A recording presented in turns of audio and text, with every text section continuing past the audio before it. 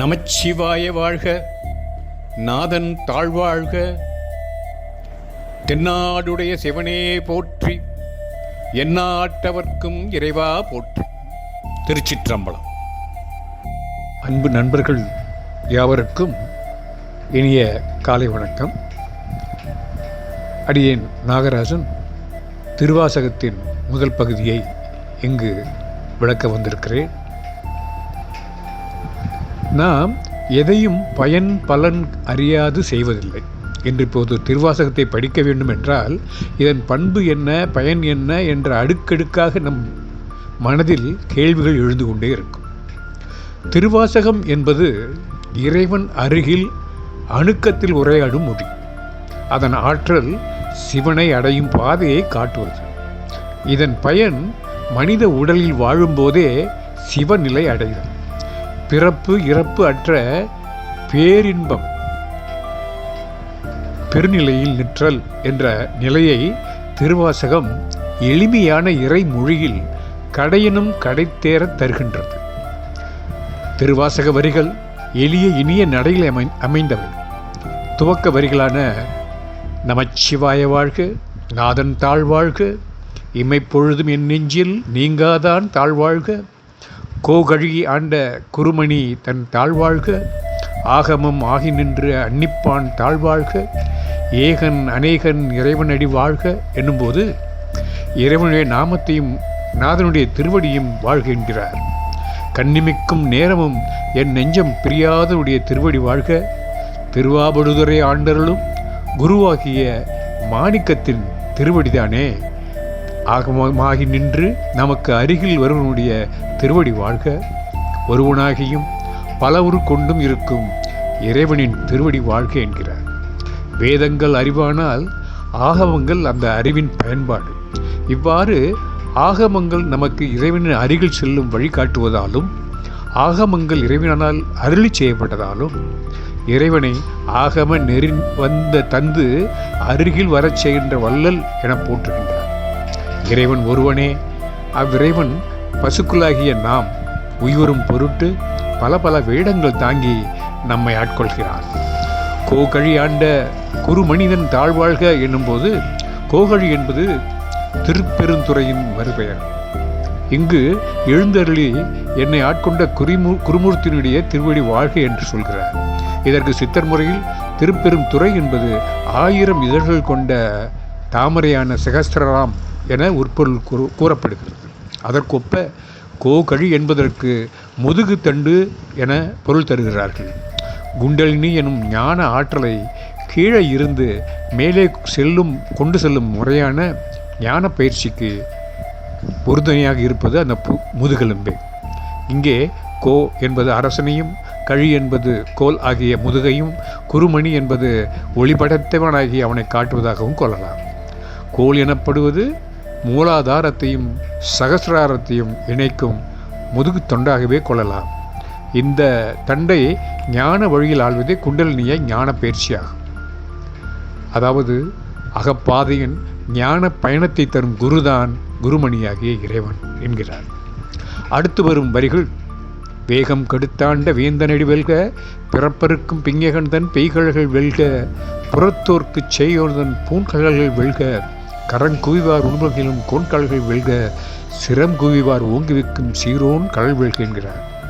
அதாவது வேகம் கெடுத்து ஆண்ட வேந்தனடி வெல்க என்னும்போது மன ஓட்டத்தை தொலைத்து என்னை அடிமை கொண்ட முழு முதற் கடவுள் அவரது திருவடி மேம்படுக, பிறப்பருக்கும் பிங்ககந்தன் பெய்கழல்கள் வெல்க என்னும்போது பிறவி தழையை அறுக்கிற இறைவனது வீர கழலணிந்த திருவடிகள் மேம்படுக.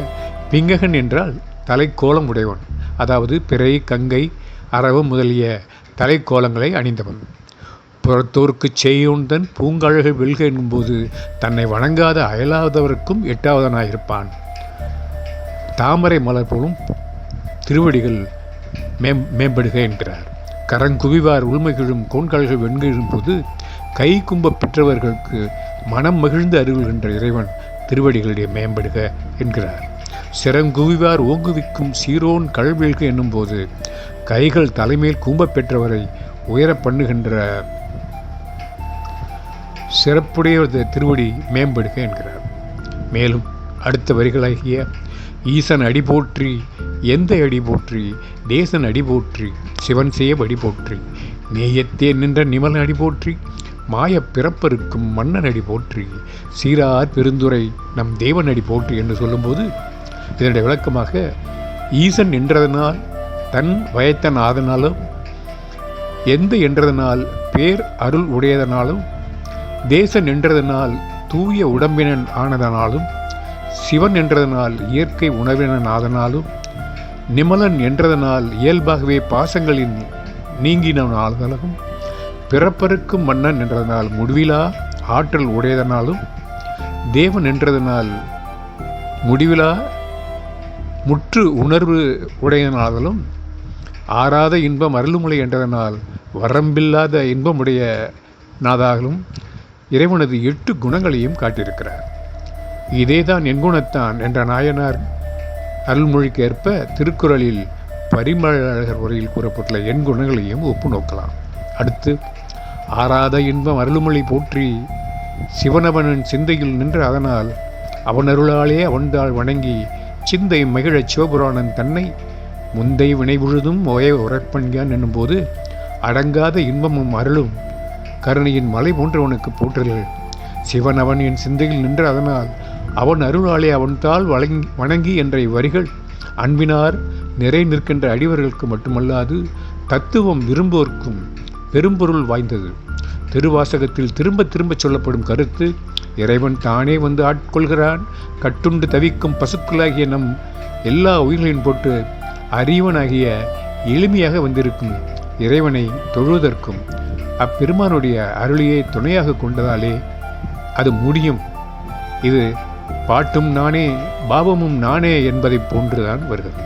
அடுத்து வருவரிகள், கண்ணுதலான் தன் கருணை கண்காட்ட வந்த இது எண்ணுதற்கு எட்டா எழிலார் கழல் இறைஞ்சி விண்ணிறைந்தும் மண்ணிறைந்தும் மிக்காய் விளங்குழுகே எண்ணிறந்து எல்லை இலாதானே நின் பெரும் சீர் பொல்லா வினையேன் போடுமாறு ஒன்றறிகேன். இதனுடைய பொருள், நெற்றியிலே ஒரு கண்ணுடைய பெருமான் தன்னுடைய கருணை கண் காட்டியதால் இங்கு வந்தேன். சிந்தனைக்கு எட்டாத பேர் அழகு மிக்க கழல் போன்ற திருவடிகளை தொழுது நின்று வானம் பூமி மற்றும் இவை தவிர மீதி உள்ள யாவையுமாய் ஒளிமிக்கதுமாய் அளவிடும் எல்லைகள் எல்லாம் கடந்து நின்ற பெருமானே, உன் பெரிய பெரிய தன்மைகளை மோசமான வினைகள் கிடைக்கும் நான் புகழ்ந்து போற்றும் வகை தெரியாது இருக்கின்றேனே என்கிறார். அதாவது இறைவனின் 5 பூதங்களில் கலந்தும் அவற்றுக்கு அப்பாலாயும் இருக்கிறான் என்பதை விளக்க விண்ணிறைந்து மண்ணிறைந்து மிக்காய் என்கிறார். உலகலாம் ஆகி வேறாய் உடனுமாய் ஒளியாய் என்ற சித்தியார் திருவாக்கும் இதனையே வலியுறுத்துகிறது. இறைவனுடைய பெருமையை காட்டி தன் சிறுமியை காட்ட பொல்லா வினையேன் என்கிறார் மாணிக்க வாசகர். இத்துடன் இந்த பகுதி நிறைவுறுகிறது. அடுத்த பகுதியை இன்னொரு நாளில் காண்போம். வணக்கம். நமச்சிவாய வாழ்க, நாதன் தாழ்வாழ்க, தென்னாடுடைய சிவனே போற்றி, எந்நாட்டவர்க்கும் இறைவா போற்றி. திருச்சிற்றம்பலம்.